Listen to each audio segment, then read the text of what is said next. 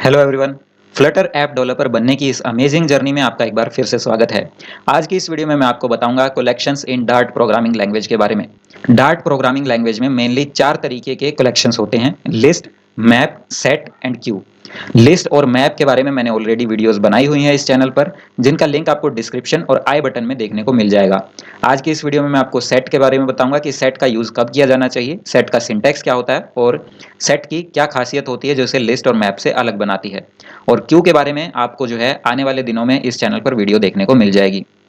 Dart programming language में set बनाने के लिए सबसे पहले यहाँ पे लिखा जाता है सेट, और उसके बाद इस तरीके से लेस देन और ग्रेटर देन के साइन में हमें डेटा टाइप मेंशन करना होता है। यहाँ मैंने स्ट्रिंग लिखा हुआ है डेटा टाइप। अगर मैं यहाँ पे ये डेटा टाइप नहीं लिखता हूँ, इसे हटा दूँ, तो ऑटोमेटिकली यहाँ पे डेटा टाइप डायनामिक हो जाएगा। उसके बाद आप अपने सेट के अंदर डायनामिक वैल्यू स्टोर करवा पाएंगे। लेकिन फिलहाल हम इस एग्जाम्पल में स्ट्रिंग टाइप के डेटा का सेट देखते हैं।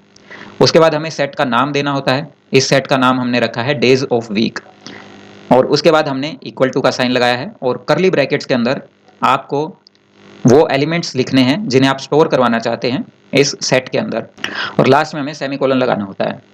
सेट एक अनऑर्डर्ड कलेक्शन होता है, यानी कि लिस्ट के जैसे हमें यहाँ पे इंडेक्स का सिस्टम देखने को नहीं मिलता है कि अगर हम एक्सेस करना चाहें कि फर्स्ट इंडेक्स पे कौन सा एलिमेंट पड़ा है, तो लिस्ट में वो हमारे लिए इजी होता है क्योंकि लिस्ट ऑर्डर्ड कलेक्शन होती है, लेकिन सेट अनऑर्डर्ड कलेक्शन होता है।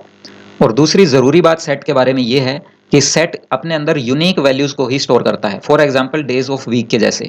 अब मैंने यहाँ पे एक सेट बनाया है और सेट के अंदर हफ्ते में जो 7 दिन होते हैं वो लिख दिए हैं, और जानबूझ के जो है मैंने लास्ट में मंडे को दोबारा से ऐड किया है, ताकि मैं आपको दिखा सकूं कि सेट में केवल और केवल यूनिक वैल्यूज ही स्टोर होती है। अगर आप कोई डुप्लीकेट वैल्यू ऐड करते हैं तो उसे सेट नहीं लेता है।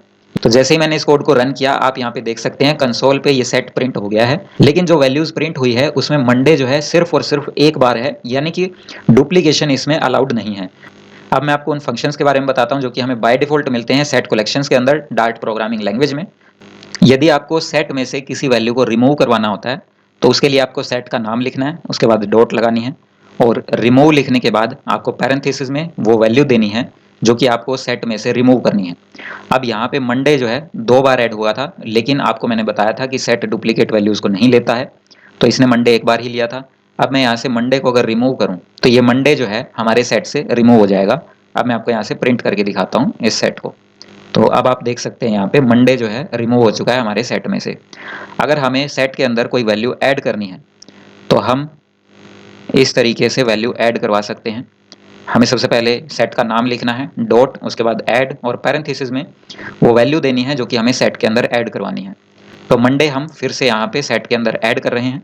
इस बार यदि मैं इसे रन करूँ तो आप देख पाएंगे कि कंसोल पे मंडे फिर से प्रिंट हो गया है, और ये जो है लास्ट में ऐड हुआ है क्योंकि हमने यहाँ पे इसे रिमूव कर दिया था और बाद में हमने सेट के अंदर मंडे को ऐड किया है। अगर हमें सेट की सभी वैल्यूज़ को क्लियर करवाना हो तो इस तरीके से हम क्लियर का यूज़ कर सकते हैं। अब यदि हम इस प्रोग्राम को रन करेंगे तो हमारे सामने एम्प्टी सेट हमें देखने को मिलेगा।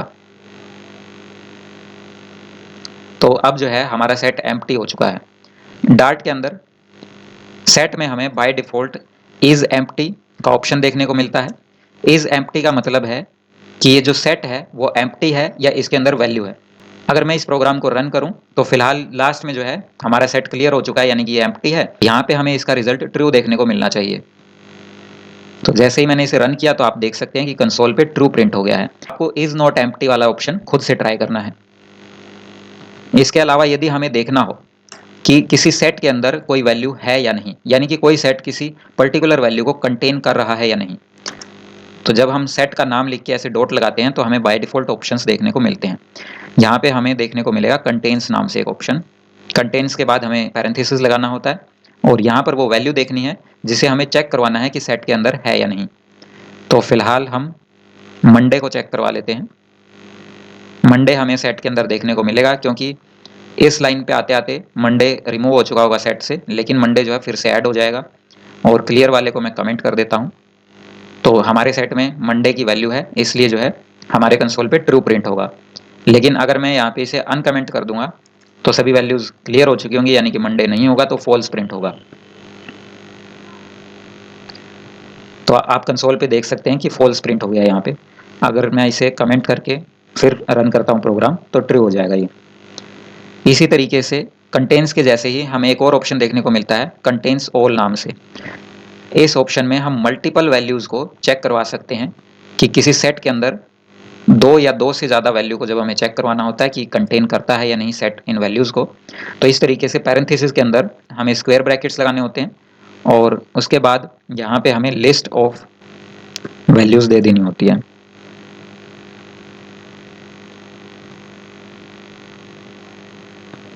ऑल का ए जो है बड़ा आएगा। तो इस तरीके से यदि हमें एक से ज़्यादा वैल्यूज़ चेक करवानी है किसी सेट के अंदर, तो हम कंटेन्स ऑल का यूज़ कर सकते हैं। जैसे हम कंटेन्स ऑल का यूज़ कर रहे हैं, ठीक इसी तरीके से हम add all and remove all का भी यूज़ कर सकते हैं। तो ये जो है आपको खुद से प्रैक्टिस करना है और यहाँ पे रिमूव ऑल और ऐड ऑल के फीचर का यूज़ करके देखना है। अब जब मैं इस प्रोग्राम को रन करूँगा, तो ये जो कोड है ये चेक करेगा कि इस सेट के अंदर क्या ये दोनों वैल्यू एग्जिस्ट करती हैं या नहीं। अगर करती होंगी तो कंसोल पे ट्रू प्रिंट हो जाएगा और नहीं करती होंगी तो फॉल्स प्रिंट हो जाएगा। तो फिलहाल ये दोनों वैल्यू जो है हमारे सेट के अंदर है, तो ट्रू प्रिंट हो जाएगा, जैसे कि आप देख सकते हैं कंसोल पे। अब मैं यहाँ पे कुछ और लिख देता हूँ। फॉर एग्जाम्पल मैंने यहाँ पे लिख दिया 1।